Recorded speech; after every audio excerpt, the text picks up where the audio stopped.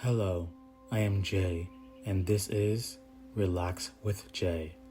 I create calming videos that allow you to relax and or drift off to sleep. If you enjoy my videos and find them helpful, please hit the like button, subscribe, and click on the notification bell. I hope you enjoy this video and may it bring you restful sleep.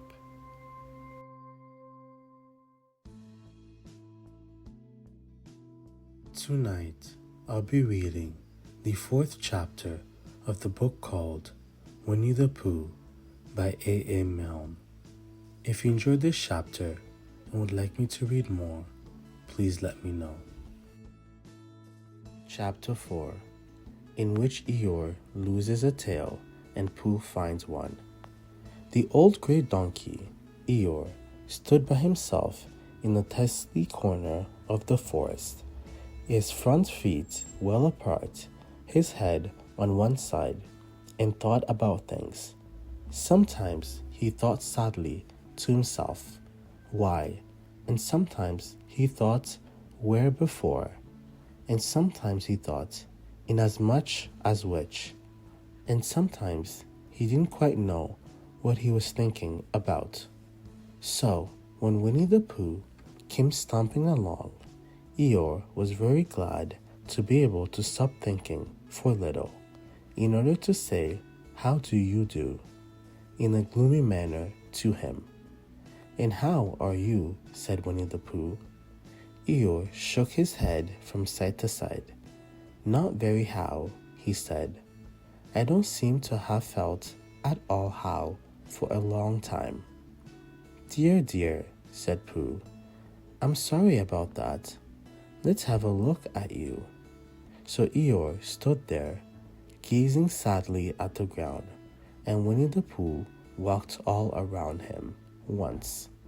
"Why, what's happened to your tail?" he said in a surprise. "What has happened to it?" said Eeyore. "It isn't there." "Are you sure?" "Well, either a tail is there or it isn't there.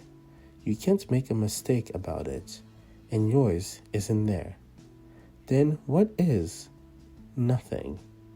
"Let's have a look," said Eeyore, and he turned slowly round to the place where his tail had been a little while ago, and then, finding that he couldn't catch it up, he turned round the other way until he came back to where he was at first, and then he put up his head down and looked between his front legs, and at last he said, with a long, sad sigh, "I believe you're right." "Of course I'm right," said Pooh. "That accounts for a good deal," said Eeyore gloomily. "It explains everything. No wonder." "You must have left it somewhere," said Winnie-the-Pooh. "Somebody must have taken it," said Eeyore. "How like them," he added, after a long silence. Pooh felt that he ought to say something helpful about it, but didn't quite know what, so he decided to do something helpful instead. "Eeyore," he said solemnly, "I, Winnie-the-Pooh, will find your tail for you." "Thank you, Pooh," said Eeyore. "You're a real friend," said he. "Not like some," he said. So Winnie-the-Pooh went off to find Eeyore's tail. It was a fine spring morning in the forest as he started out. Little soft clouds played happily in a blue sky, skipping from time to time in front of the sun as if they had come to put it out, and then sliding away suddenly so that the next might have his turn. Through them and between them the sun shone bravely, and a corpse which had worn its furs all the years round seemed old and dowdy now, beside the new green lace which the beeches had put on so prettily.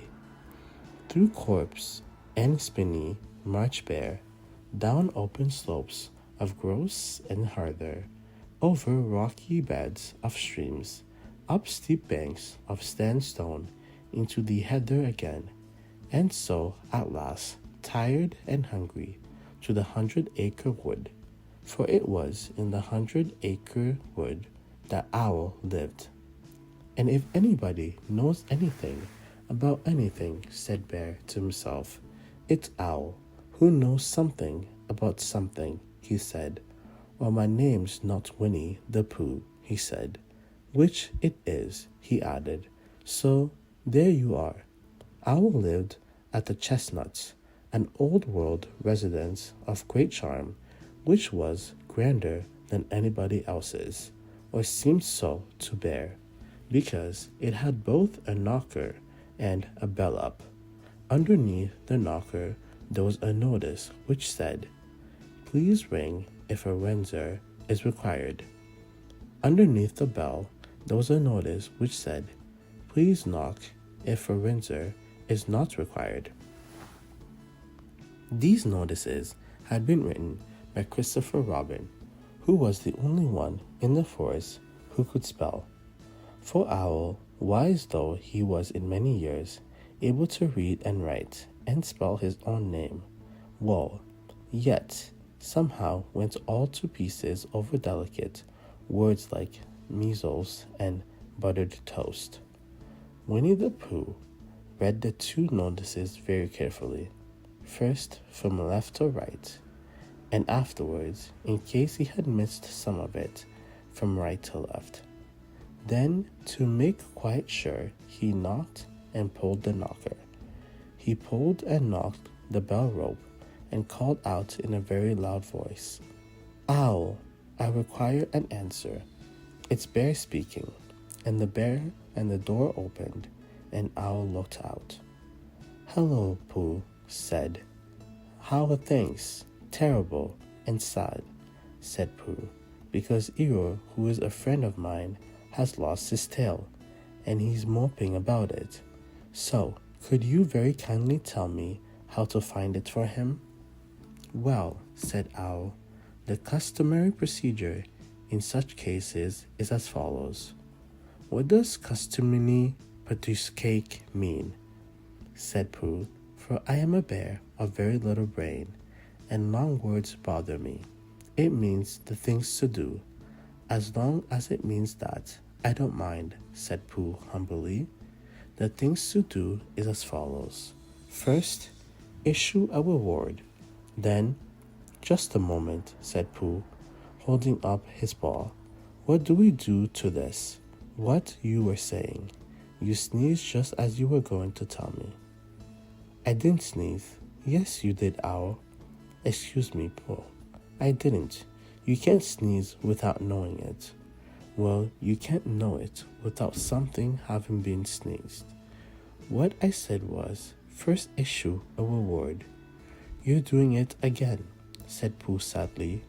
"A reward?" said Owl very loudly. "We write our notice to say that we will give a large something to anybody who finds Eeyore's tail."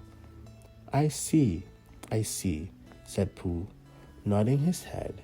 "Talking about large somethings," he went on dreamily, "I generally have a small something about now, about his time in the morning," and he looked wistfully at the cupboard in the corner of Owl's parlor. "Just a mouthful of condensed milk or what not, with perhaps a lick of honey." "Well then," said Owl, "we write out this notice. We put it up all over the forest." "A lick of honey," murmured Beard to himself. Or not, as the case may be." And he gave a deep sigh, and tried very hard to listen to what Owl was saying. But Owl went on and on, using longer and longer words, until at last he came back to where he started, and he explained that the person to write out this notice was Christopher Robin. "It was he who wrote the ones on my front door for me. Did you see them, Pooh?" For some time now, Pooh has been saying yes and no in turn, in which his eyes shut to all that Owl was saying, and having said yes last time, he said no, not at all, now, without really knowing what Owl was talking about. You didn't see them? Said Owl, a little surprised. Come and look at them now. So they went outside, and Pooh looked at the knocker and the notice below it, and he looked at the bell rope and the notice below it, and more he looked at the bell rope, the more he felt he had seen something like it, somewhere else, sometime before. Handsome bell rope, isn't it? Said Owl. Pooh nodded. It reminded me of something, he said, but I can't think what. Where did you get it? I just came across it in the forest. It was hanging over a bush, and I thought that at first somebody lived there. So I rang it, and nothing happened. And then I rang it again very loudly, and it came off in my hand. And as nobody seemed to want it, I took it home and... Ow, said Pooh seemingly, you made a mistake. Somebody did want it. Who?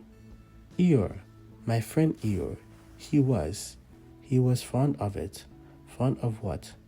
Attached to it, said Winnie-the-Pooh. So with these words, he unhooked it and carried it back to Eeyore. And when Christopher Robin had nailed it in on the right place again, Eeyore frisked about the forest, waving his tail so happily that Winnie-the-Pooh came over all funny and had hurried home for a little snack of something to sustain him. And wiping his mouth half an hour afterwards, he sang to himself proudly, Who found the tail? I, said Pooh, at 1:45. Only it was 11:15, really. I found the tail.